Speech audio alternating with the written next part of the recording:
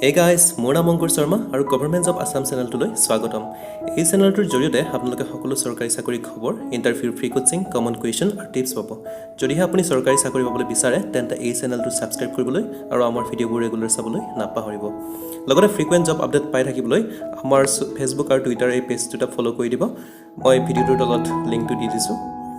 ভিডিঅ'টোৰ প্ৰথমতে মই আপোনালোকক ধন্যবাদ জনাইছোঁ আমাৰ ভিডিঅ'বোৰ চোৱাৰ বাবে। Thank you guys, you guys are the best.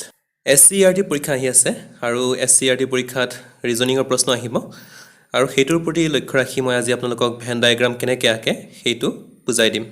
গতিকে মই আপোনালোকক আজি ভেন ডায়েগ্ৰামৰ দুটা প্ৰশ্ন লৈ আহিছোঁ আৰু এই দুটা প্ৰশ্ন যদি আপুনি ভালদৰে চাই, ভালদৰে বুজি লয়, তেনেহ'লে আপুনি ভেন ডায়েগ্ৰামৰ পৰা অহা যিকোনো ধৰণৰ প্ৰশ্ন আপুনি কৰিব পাৰিব।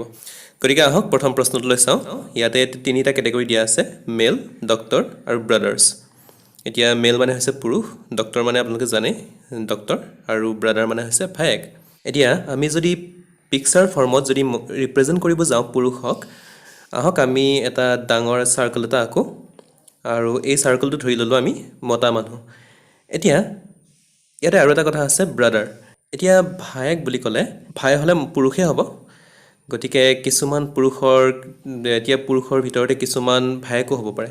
গতিকে ইয়াতে আমি ভায়েকৰ কাৰণে আৰু এটা চাৰ্কল আঁকিম বা বৃত্ত আঁকিম আৰু সেই বৃত্তটো হ'ব আগৰ বৃত্তটোৰ, মানে যিটো মেলৰ কাৰণে যিটো বৃত্ত আঁকিছিলোঁ সেই বৃত্তটোৰ মাজত হ'ব। গতিকে এতিয়া আমি পুৰুষ পাই গ'লোঁ আৰু ভায়েকৰ কাৰণে যিটো চাৰ্কল সেই দুটা হৈ গ'ল। এতিয়া আমি চাওঁ ডক্টৰ। এতিয়া ডক্টৰ বুলি ক'লে ডক্টৰ কিছুমান মহিলাও থাকে আৰু কিছুমান পুৰুষো থাকে। গতিকে আমাৰ ডক্টৰৰ কাৰণে আমি যিটো চাৰ্কল আঁকিম বা যিটো বৃত্ত আঁকিম তাতে পুৰুষৰো কিছু পৰিব লাগিব আৰু কিছুমান ডক্টৰটো ভায়েকো হ'ব পাৰে।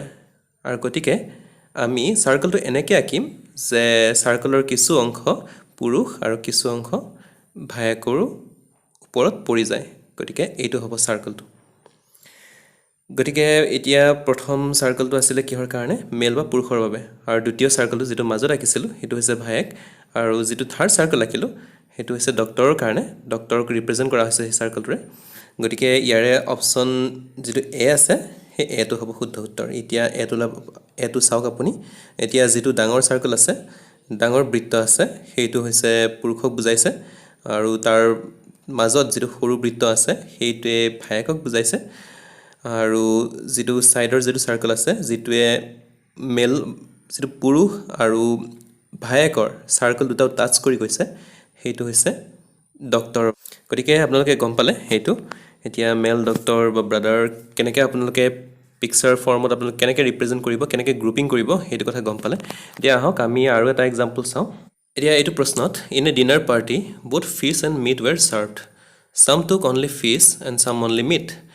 There were some vegetarian who did not accept either. The rest accepted both fish and meat. এতিয়া এটা ডিনাৰ পাৰ্টি হৈছিলে। এতিয়া সেই পাৰ্টিত যথেষ্টখিনি গেষ্ট আহিছিলে আৰু সেই গেষ্টবোৰৰ কিছুমানে মাছ খায়, কিছুমানে মাংস খায়, আৰু ইয়াৰে কিছুমান ভেজিটেৰিয়ানো আছে যিবোৰে মাছ মাংস একো নাখায়, আৰু আকৌ কিছুমান আছে যি মাছো খায় আৰু মাংসও খায়। গতিকে এই গোটেইখিনি কথা আমি এটা পিকচাৰ ফৰ্মত আমি ৰিপ্ৰেজেণ্ট কৰিব লাগে আৰু তাকে লজিকেল ভেন ডায়েগ্ৰাম বুলি কোৱা যায়। এতিয়া লজিকেলি যদি আমি চাবলৈ যাওঁ, ইহঁতৰ মাজত যদি আমি সম্পৰ্ক এটা উলিয়াবলৈ যাওঁ, এতিয়া প্ৰথম গোটেইখিনি গেষ্টৰ কাৰণে আমি এটা চাৰ্কল এটা আঁকিম। গতিকে মনত ৰাখিব, আমি টোটেল গেষ্টৰ বাবে এটা চাৰ্কল আঁকিলোঁ আৰু এতিয়া ইয়াৰে ভিতৰত যিখিনি ভেজিটেৰিয়ান আছিলে সেইখিনি আমি ভেজিটেৰিয়ানখিনিৰ কাৰণে এটা চাৰ্কল এটা আঁকিলোঁ। গতিকে এই টোটেল গেষ্টৰ এই পৰ্চনটো হ'ব, মানে এইখিনি হৈছে ভেজিটেৰিয়ান। তাৰপিছত যিসকলে মাছ খায় তেওঁলোকৰ কাৰণে চাৰ্কল এটা আঁকিলোঁ আৰু এই চাৰ্কলটো আগৰ যিটো চাৰ্কল আছিলে টোটেল যিখিনি মানুহ আহিছে সেই মানুহখিনিৰ মাজতে পৰিব। আৰু তাৰপিছত কিছুমানে আকৌ মাংস খায়, গতিকে মাংস খোৱাসকলৰ বাবেও আমি এটা চাৰ্কল এটা আঁকিম। আৰু এটা কথা মন কৰিব এইখিনিতে, the rest accepted both fish and meat বুলি কোৱা হৈছে, মানে ইয়াৰে কিছুমানে মাছ আৰু মাংস দুয়োটাই খায়। গতিকে আমি মাংসৰ কাৰণে যিটো আঁকিম তাৰে কিছু আমি যিটো মাছৰ কেটেগৰী আছিলে তাতো পৰি যাব। গতিকে এইটো হ'ব চাৰ্কলটো।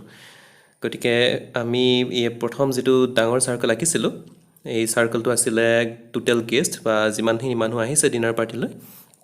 তাৰপিছত যিটো ছেপাৰেটকৈ আমি চাৰ্কল আঁকিছিলোঁ দ্বিতীয় চাৰ্কেলটো আৰু সেইটো আছিলে যিখিনি নিৰামিষাৰী বা যিখিনি ভেজিটেৰিয়ান আছে সেইখিনিৰ বাবে তাৰপিছত আমি এই চাৰ্কেলটো আঁকিলোঁ আৰু এই চাৰ্কেলটো আছিলে অকল মাছ খোৱাসকলৰ বাবে আৰু এইটো হৈছে মাংস খোৱাসকলৰ বাবে আৰু মাজত যিখিনি পৰিলে এই দুটা চাৰ্কেলৰ মাজত যিখিনি পৰিছে সেইখিনি যিখিনি মাছ মাংস এই দুয়োটাই খায় গতিকে আমি যদি উত্তৰবোৰ চাবলৈ যাওঁ এনচাৰবোৰ চাবলৈ যাওঁ তেনেহ'লে যিটো অপশ্যন নম্বৰ ডি আছে সেইটো হ'ব শুদ্ধ উত্তৰ এতিয়া ইয়াতে চাওক যিটো ডাঙৰ চাৰ্কেল আছিলে এই বাহিৰৰ চাৰ্কেলটো সেইটো হৈছে টোটেল গেষ্টৰ বাবে আৰু এই চাৰ্কেলটো হৈছে ভেজিটেৰিয়ান তাৰপিছত আৰু এই দুটা মাছ আৰু মাংস এতিয়া ইয়াৰে মাজত যিখিনি পৰিছে মাছ আৰু মাংস সেইখিনি মানুহে এই দুয়োবিধ বস্তুৱে খায় গতিকে যদিহে বুজি পোৱা নাই তেনেহ'লে কমেণ্ট কৰিব মই আৰু কিছুমান এক্সাম্পল লৈ বুজাই দিম আপোনালোকক আৰু SCERTৰ পৰীক্ষা আহি আছে আৰু এই পৰীক্ষাটোত ৰিজনিঙৰ প্ৰশ্ন আহিব গতিকে ভেন ডায়েগ্ৰামৰ অহাৰ যথেষ্টখিনি চান্স আছে